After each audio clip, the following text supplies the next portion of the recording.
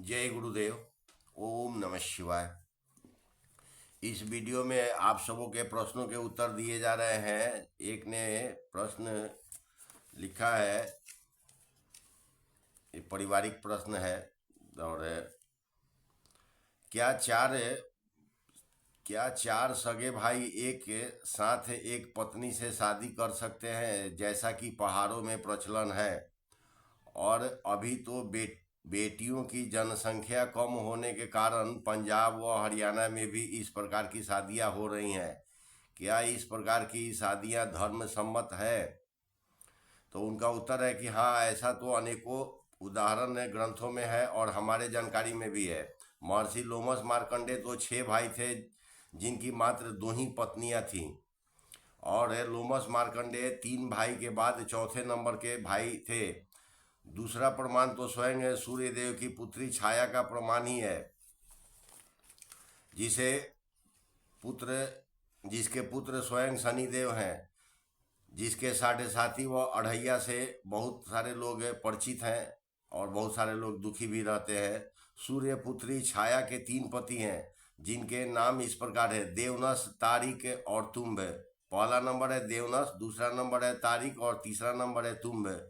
पहला नंबर जो देवनस है, मुख्य रूप से ये सभी ग्रहों के ऐसे स्वामी हैं जो ग्रहों के देवता हैं, उनकी आयु को निरंतर बढ़ाते रहते हैं। और दूसरे नंबर जो तारीख है, मुख्य रूप से देवताओं के किसी युद्ध में हुए या ग्रहण के प्रभाव से हुए घाव को ठीक करते हैं, या सहज भाषा में इन्हें देवताओं का डॉक्टर भी कह सकते हैं। और तीसरे नंबर जो तुम्ब है, तुम्ब मुख्य रूप से कभी ना हारने वाले योद्धा के रूप में जाने जाते हैं, और तुम्ब के ही अवतार के रूप में मरु का नाम आता है, जो सतयुग के राजा व तपस्वी 2 सगे भाई मरु व देवापी थे। और मरु के अंश अवतार के रूप में चंद्रगुप्त मौर्य के गुरुदेव पंडित चाणक्य हैं, और देवापी के ही अंश अवतार के रूप में चंद्रगुप्त मौर्य हुए हैं, जो इस कलयुग की बात है, इस कलयुग में हुए हैं। ये दोनों चाणक्य व चंद्रगुप्त स्वयं मरु व देवापी के ही अंश अवतार थे, जिन्होंने धनानंद का साम्राज्य ध्वस्त किया था। और वर्तमान के अनेकों ग्रंथों में सूर्यदेव की पुत्री छाया का नाम पत्नी के रूप में लिखा गया है। ठीक इसी प्रकार वर्तमान के अनेकों ग्रंथों में श्री ब्रह्मदेव के पुत्री गायत्री का नाम पत्नी के रूप में लिखा गया है। और सावित्री का नाम भी पत्नी के रूप में लोग जानते हैं, जबकि सावित्री भी श्री ब्रह्मदेव के पुत्री ही है। जबकि सच्चाई यह है कि ब्रह्मदेव जी के पत्नी के नाम में माँ सरस्वती है, जिनका पूरा नाम गौड़ सरस्वती है। और ये तो हो गई ग्रंथों में मिलावट की बात है। अब आते हैं प्रश्नों के उत्तर के ऊपर। तो ऐसे अनेकों प्रमाण है कि कई ऐसे शादी हुए हैं जो 11 यानी 11 भाई थे, और उनकी पत्नी मात्र एक ही थी। इस प्रकार अगर सगे भाई का प्रचलित प्रमाण देखना है तो द्वापर काल के पांडव यानी 5 पांडवों के पत्नी द्रौपदी को ही देखें। अतः इस प्रकार की शादी धर्म सम्मत होती है, इसमें कोई पाप नहीं है। वैसे इस प्रकार के शादी ज़्यादातर योगी व तपस्वी लोग ही करते हैं, ताकि पत्नी के साथ अपनी सिद्धियों को सफल कर सके। तपस्वी लोग इसमें कोई अश्लील भावना नहीं रखते हैं। बहुत सारे लोग कुंभ से संबंधित प्रश्न भेजे हैं। एक ने लिखा है, कुंभ मेले में इस्कॉन के शिविर में लगी भीषण आग, कई टेंट जले। एक ने प्रश्न लिखा है कि जूना अखाड़ा, गीता प्रेस, अभिमुक्तेश्वरानंद सरस्वती अब इस्कॉन में लगी आग। एक ने लिखा है, हमारे घर के लोग कुंभ स्नान को जाना चाहते हैं, आपकी सहमति होने से जाऊंगा, कृपया बताएं। एक ने लिखा है कि हमारे घर से 6 लोग महाकुंभ स्नान में आए थे और 4 लोग गायब हैं, उनके 100 भी नहीं मिल रहे हैं, कृपया बताएं कि वे अभी जीवित है या नहीं। एक ने लिखा है कि महाकुंभ में ये क्या हो रहा है। एक ने लिखा है कि क्या इस बार महाकुंभ में कल्कि भगवान आएंगे। एक ने लिखा है कि कुंभ में जो हुआ उसके बारे में आप बताएं, अगर हम लोग ना जा पाए तो कुंभ का स्नान घर पर कैसे करें। इन सभी प्रश्नों का उत्तर है कि जिनके परिवार के सदस्य गायब हो गए हैं, हम उन गायब सदस्यों के सदगति के लिए ईश्वर से प्रार्थना करते हैं। या जिनके घर के लोग खो गए हैं, हम उनको भी शीघ्र घर लौटने के लिए प्रार्थना ईश्वर से करते हैं। ये बताना कि कौन जीवित है या नहीं, ऐसा अभी संभव नहीं है। महाकुंभ के बारे में जिन्होंने जानने की इच्छा व्यक्त की है, उनसे यही कहूँगा कि 4 फरवरी 2025 तक संध्या के 8 बजे करीब, संध्या के 8 बजे तक के करीब, नहीं बिल्कुल सही आंकड़ा है, 9,056 लोग का जो मृत हुए हैं। यानी कि संध्या 8 बजे 4 फरवरी 2025 तक 9,056 लोगों की मृत्यु हुई है, जिसमें से 480 लोग ऐसे भी मृतक शामिल हैं जो मरे नहीं थे, यानी अधमरे थे, जिनको साधारण उपचार से या ताजे हवा में बैठा करके उनको पुनः उनको घर भेजा जा सकता था, परंतु प्रशासन ने जबरदस्ती मार दिया।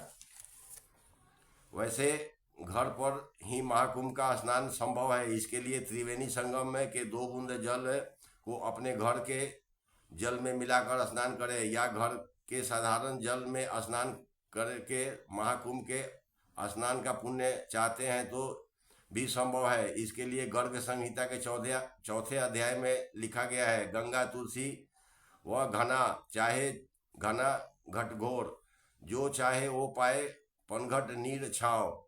यानी जो तुलसी और बट के छाव में स्नान करते हैं और त्रिवेणी को भी स्मरण करते हैं या गंगा को स्मरण करते हैं, वे भी गंगा जल में स्नान के पुण्य के भागी होते हैं।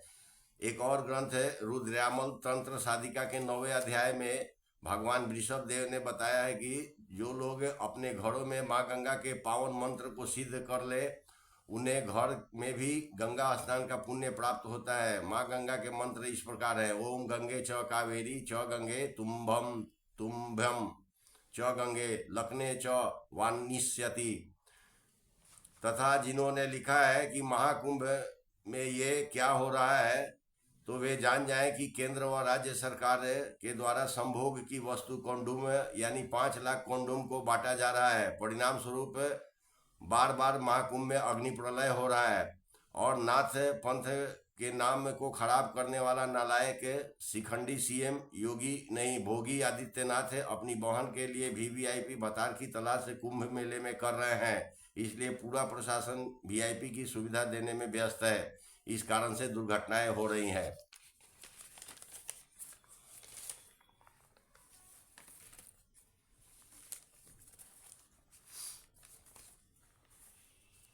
एक ने प्रश्न लिखा है कि क्या धरती के नॉर्थ पोल व साउथ पोल हमेशा के लिए बिगड़ जाएगा, क्योंकि लोकेशन सिस्टम लगातार सुधार करना पड़ता है, यह बहुत तेजी से बिगड़ रहा है।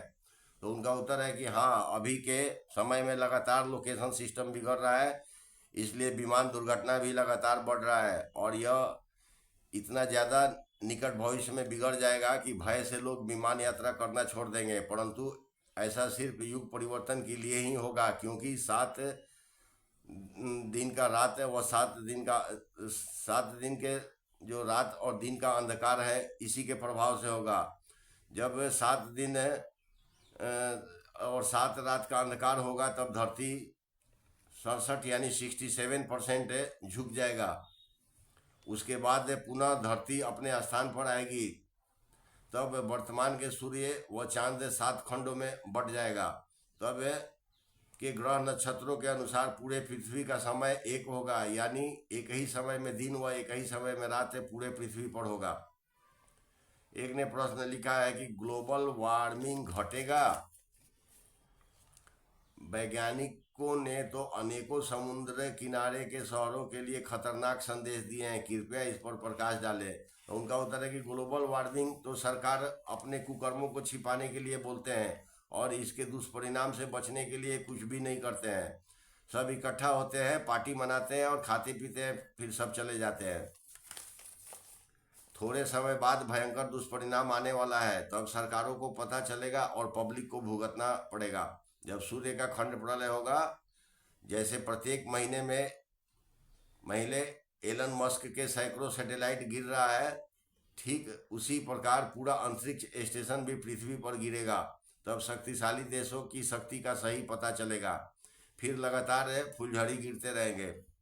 भविष्य में टेलीकम्युनिकेशन के लिए पूरे अंतरिक्ष में मात्र 7 ही उन्नत किस्म के सैटेलाइट होंगे और लोग घरों में अच्छे नेटवर्क के लिए पौधे व वृक्ष को लगाएंगे क्योंकि एंटीना का सिस्टम भी बंद होगा। एक ने प्रश्न लिखा है कि हम लोग आपको स्वप्न में कई बार देख चुके हैं, जब भी आपको स्मरण करते हैं तो ऐसा महसूस होता है कि आप हमारे आसपास हैं। तो उनका उत्तर है कि ऐसा ईश्वर की कृपा से होता है, आपको स्वयं ईश्वर ही दिखाते हैं। हम स्वयं कहीं नहीं आते जाते हैं और सभी जगह रहते हैं। ऐसे स्वप्न देखने से आपके सकारात्मक ऊर्जा बढ़ेगी। एक ने कमेंट लिखा है कि आपके सैटेलाइट गिरने वाली बात भी सही हो रही है। एलन मस्क के कंपनी के स्टारलिंक के जनवरी मंथ में 120 सैटेलाइट नष्ट हो गया है। एक ने लिखा है कि जनवरी माह में अमेरिका के 120 उपग्रह गिरे और लिंक भी भेजा है जिन्होंने। एक ने और लिखा है कि स्टारलिंक खाक हो रहा है, एलन मस्क परेशान है, ऐसा किस कारण से हो रहा है। और ये भी इन्होंने भी एक लिंक भेजे हैं। इनका उत्तर है कि सैटेलाइट गिरने का सही संख्या न्यूज में नहीं आता है क्योंकि कंपनी भी बदनाम होने के डर से बचना चाहती है।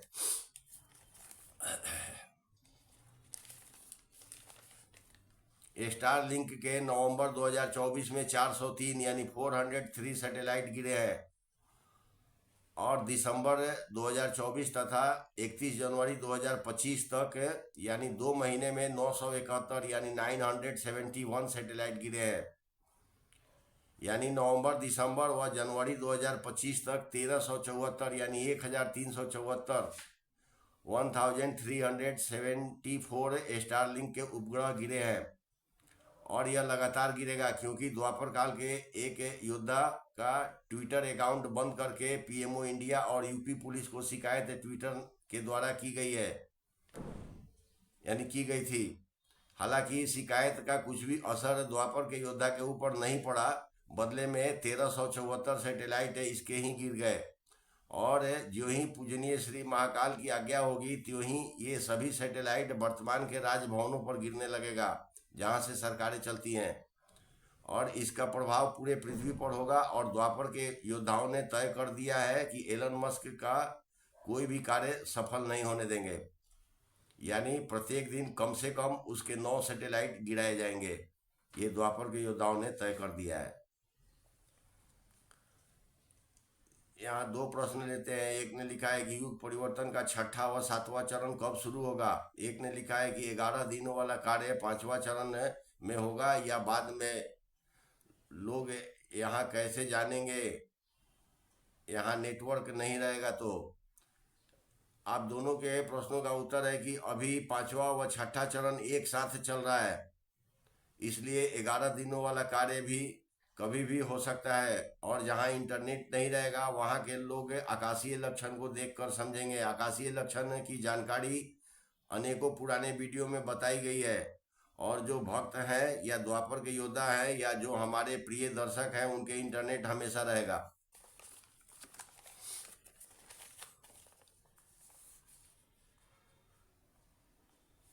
एक ने प्रश्न लिखा है कि बहुत सारे राजनीतिज्ञ लोग तंत्र क्रियाओं के द्वारा विभिन्न मंत्रों व देवी देवताओं को सिद्ध कर लेते हैं, इसलिए कामयाबी उनके चरण चूमती है। जाहिर सी बात है कि मोदी व शाह तांत्रिकों से मिलते रहते होंगे और देवी देवताओं को सिद्ध तंत्र मंत्र हासिल कर लिए होंगे। ऐसे में युग परिवर्तन के 5वें चरण को कैसे सफल बनाया जाएगा।